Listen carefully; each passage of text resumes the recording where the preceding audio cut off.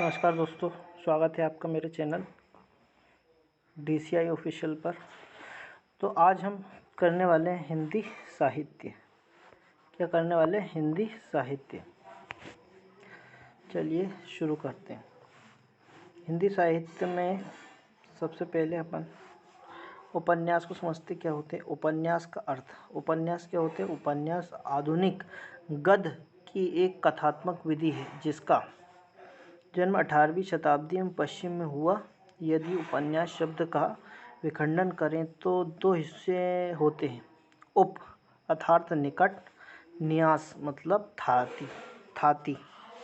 इस आधार पर उपन्यास का अर्थ है वह रचना जो सामाजिक जीवन के अत्यंत निकट हो। सामाजिक जीवन के निकट होने के कारण ही उपन्यास को आधुनिक युग का महाकाव्य भी कहते हैं। आगे चल। उपन्यास और आध्यात्मिका में अंतर। कुछ लोग मानते हैं कि उपन्यास आधुनिक विधा नहीं है बल्कि प्राचीन काल से ही चली आ रही है। उसका दावा है कि आज का उपन्यास संस्कृत साहित्य में मिलने वाली आख्यानिकाओं का ही परिवर्तित रूप है। तर्क यह है कि आख्यानिकाएं गद्यात्मक और कथात्मक होने के कारण आकार की दृष्टि से भी उपन्यासों जैसी होती थी, किंतु वर्तमान में यह मत मान्य नहीं है। आजकल माना जाता है कि उपन्यास एक आधुनिक विधा है जिसका जन्म पूंजीवाद और औद्योगिक क्रांति के कोख से जन्मे मध्य वर्ग के उदय के कारण हुआ। यह ध्यान रखना जरूरी है कि आख्यानिका बाहरी ढांचे में चाहे उपन्यास के नज़दीक हो, रचना दृष्टि के स्तर पर भिन्न हो। आख्यानिका आदर्शवादी रचना होती है जिनमें अलौकिक मान्यताओं, नैतिक उपदेशों तथा भावनापूर्ण कल्पनाओं की सघन उपस्थिति होती है। इसके विपरीत उपन्यास अनिवार्यतः यथार्थवाद से संबंधित होता है, क्योंकि वह इहलोक जीवन, यथार्थ घटनाओं तथा इतिहास के तथ्य से प्रभावित होता है। उपन्यास के तत्व कौन कौन से तत्व हैं इससे? उपन्यास के तत्व पाश्चात्य साहित्य विवेचन में उपन्यास के 6 तत्व माने गए हैं। कौन कौन से हैं? कथानक, कथावस्तु, उपदेश, चरित्र, योजना, भाषा शैली, संवाद योजना, देश काल, वातावरण। ठीक। कहानी के भी यही 6 तत्व माने जाते हैं। हालांकि उनमें देश काल का विशेष महत्व नहीं होता। नाट्य में इन 6 तत्वों के साथ अभिनेता या रंग संकेत का 7वां तत्व भी जुड़ जाता है। अगला है कथानक और कथावस्तु। कथानक और कथावस्तु क्या है? कथानक का अर्थ है कि वह ढांचा जो घटनाओं और चरित्रों तथा वर्णनों को आपस में बांधता है। यह अंग्रेजी शब्द प्लॉट का हिंदी अनुवाद है। दूसरा, एक अच्छे कथानक की पहचान यह है कि उसमें अनुपात और गति उचित हो। उचित अनुपात का अर्थ है कि न तो घटनाओं का वर्णन की भरमार हो और न ही चरित्र इतने ज़्यादा हों कि पाठक उसके साथ संगति न बैठा सके।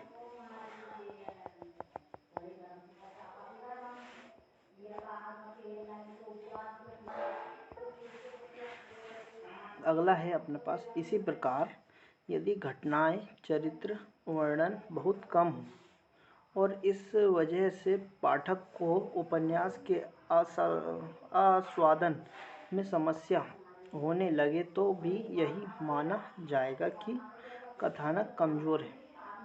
थर्ड, गति का अर्थ यह है कि उपन्यास पढ़ते समय ना तो अनावश्यक विराम बीच में आते हों और जिनसे पाठकों को बोरियत महसूस हो, ना ही घटनाओं के घटने की गति इतनी तीव्र हो कि पाठक कथानक के साथ तारतम्य न बना सके। फोर्थ है, अच्छे कथानक का एक विशेष गुण होता है कि संबंध निर्वाह। यदि लेखक विभिन्न चरित्रों और घटनाओं को ठीक तरीके से आपस में जोड़ देता है तो यह कुशल संबंध निर्वाह का उदाहरण है। कभी कभी ऐसा होता है कि कथानक के कुछ तत्व आपस में असंबद्ध दिखाई पड़ते हैं। उदाहरण के लिए प्रसाद के नाटक स्कंदगुप्त में यह समस्या दिखाई पड़ती है। कुछ समीक्षकों ने गोदान उपन्यास की शहरी और ग्रामीण कथा को भी असंबद्ध बताया है।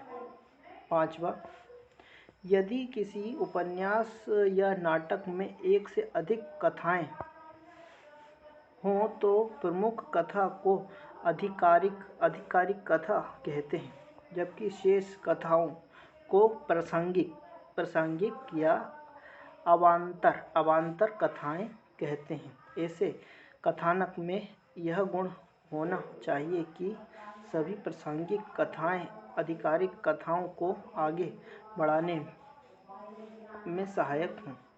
यदि कोई प्रासंगिक कथा अनावश्यक महत्व पाकर स्वायत्त हो जाती है तो यह कथानक का बहुत बड़ा दोष माना जाता है। जयशंकर प्रसाद के नाटकों में कहीं कहीं यह समस्या नज़र आती है कि कुछ समीक्षकों के अनुसार गोदान में ग्रामीण तथा आधिकारिक है, जबकि शहरी कथा प्रासंगिक है। कथानक का अर्थ है कि कहानी की विषय वस्तु या सामग्री कहाँ से ली गई है। कथा वस्तु का स्रोत इतिहास भी हो सकता है, वर्तमान भी और कल्पना भी। इस आधार पर कथा वस्तु को प्रख्यात, उत्पाद तथा मिश्र में विभाजित किया जाता है।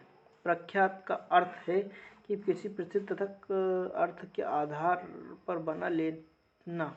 उत्पाद का अर्थ है कल्पना से नई कथा वस्तु बनाना तथा मिश्र का अर्थ है प्रसिद्ध तथा काल्पनिक तत्वों को मिलाकर कथा का निर्माण करना। अच्छी कथा वस्तु वह होती है जो विश्वसनीय और प्रामाणिक हो। इसलिए यदि घटनाएं और चरित्र काल्पनिक हैं और